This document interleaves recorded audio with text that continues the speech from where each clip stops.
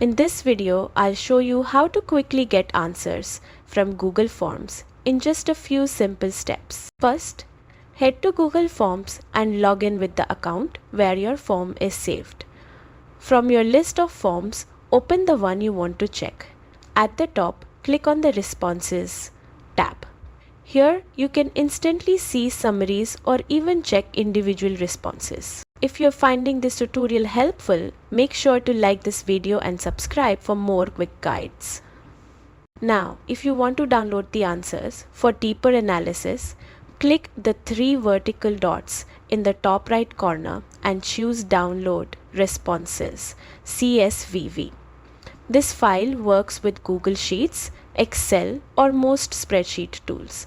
Once downloaded, you can sort, filter, and analyze the data however you need. And that's it. You've got your Google Forms answers saved and ready to use.